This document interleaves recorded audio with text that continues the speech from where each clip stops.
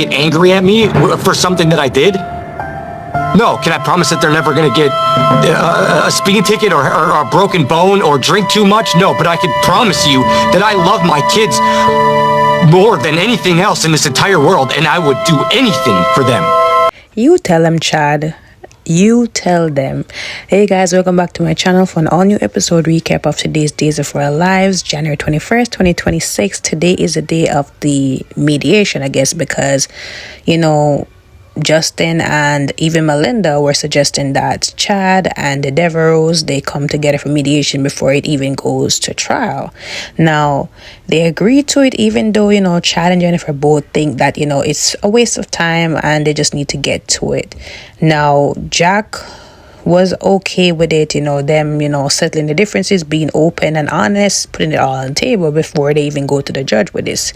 I just think it's just a complete waste of time for everybody involved and for us, the viewers, because this wasn't even meant to be a custody trial. This was just a waste of episode time. Now, anyways, as we expected, it was emotionally charged, and they sat down with the mediator. They both tell their side of the story. Chad is talking about how it has been definitely difficult yet rewarding being a single father ever since he lost Abby to Clyde murdering her and all of that. It has been difficult for him picking up the pieces, but he had to for the sake of their kids, and it has had its challenges, but he has definitely enjoyed being their father, showing up for every event, just being there, being present, and he doesn't want to lose custody of his kids, and he thinks that this is just cruel towards him. Now, he talks about the relationship with Kat and how he started off, and now Kat actually was parading as his wife, and she definitely hurt the family by doing that. She made him angry, and it took him a long while to forgive her, but eventually he did, and he did have actual feelings for her apart from her acting as his wife. But he eventually had feelings for her, and that was where it all started to create mess between him and Jennifer and Jack, and he broke it off with her for the sake of his kids, and he just doesn't understand why are they here, because he has done what he asked for. He feels as if it's a punishment. He feels as if they don't want him to really have somebody in his life, and Jack and Jennifer chime in. And they said that's not the case. It's just that they don't like Kat Green because of what she did to their family. And also, they were okay with him dating Stephanie. And I'm just saying, they said some comments about Stephanie Abigail would be okay with the person that he was with, he moved in with. I mean, I don't think she would be okay because Stephanie was her cousin. You guys don't feel like that was that didn't feel weird, he dating Abigail's cousin, that doesn't feel weird to you guys? But anyways, also, I liked how Chad just brought up Jennifer's drug addiction, because she felt as if she's just, untouchable. She's self-righteous. Nothing she has ever did that was unstable. Yet still they want to harp on Chad about his family, about him and his relationship choices, even though they were not reckless. I don't believe that, right? Now they try to stop the mediation. They wanted us leave because we brought up Jennifer's drug addiction.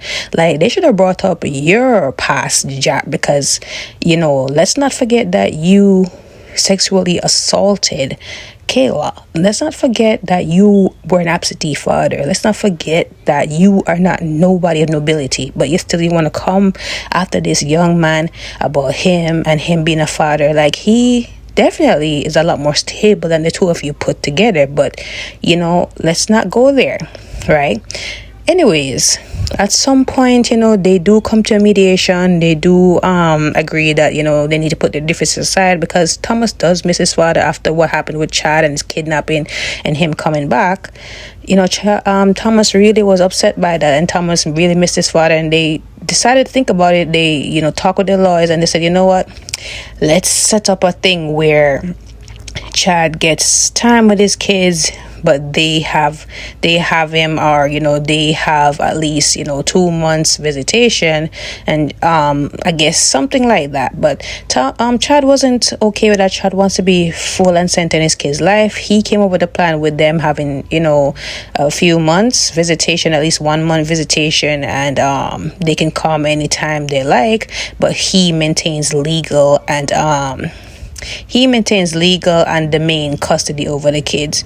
So they did agree with this on the condition that he does not start a relationship or ever have a relationship with Kat ever again.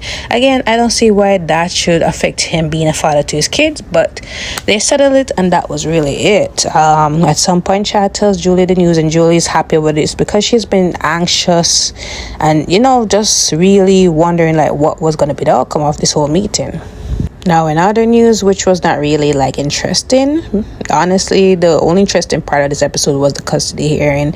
But let's get into those little bits and pieces. Kat spoke with Marlena just to see how she's doing. She's glad to see her. And they talk a little bit about EJ going away to see Sydney. And she asked Marlena, how's Sydney doing? She said everything is all well. So she's saying maybe EJ will come back. And Marlena said maybe, hopefully not.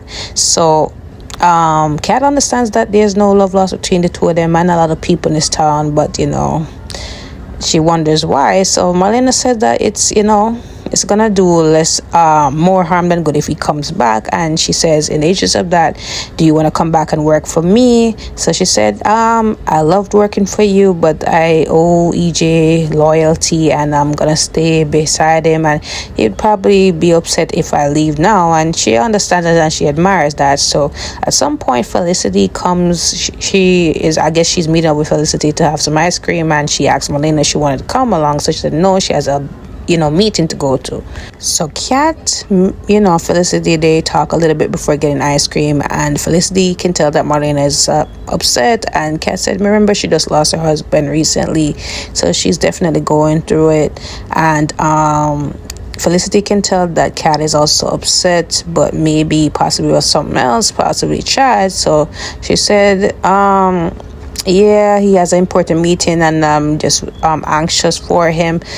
And they talk about, her and Chad never getting back together. And it is what it is with that.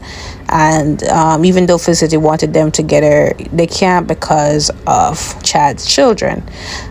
At some point, that was really it with them. They talked more about that and then they went for some ice cream.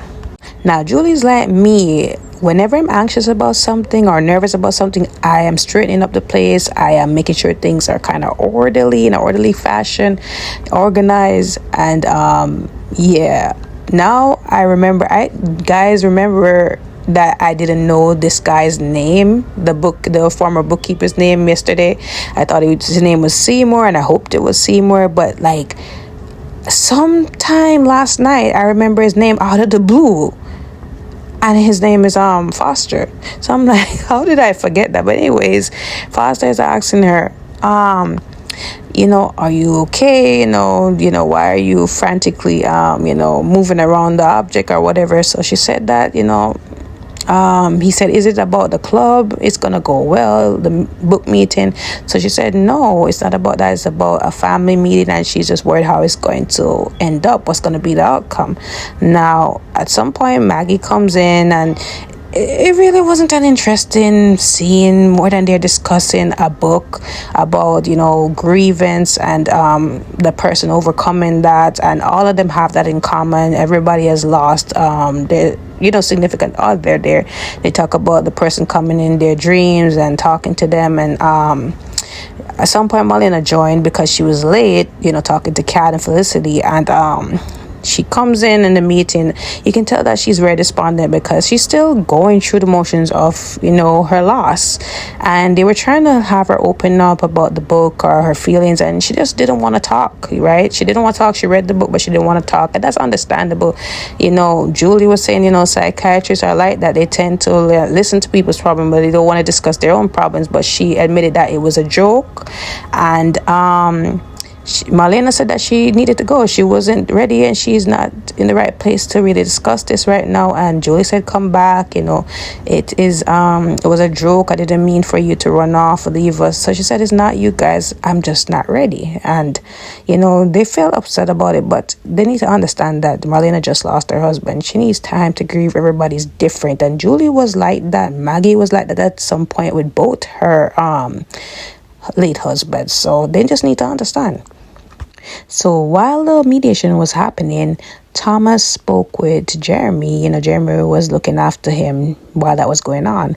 So they were going through some schoolwork, and he can't concentrate because he's worried about what's going on with his father and his grandparents. And he doesn't know exactly what a mediation means, even though his father was saying to him how it's supposed to be carried out. So Jeremy explained it a lot simpler and just said that, look, they both want to make sure that you and Charlotte are taken care of, you and Charlotte are okay.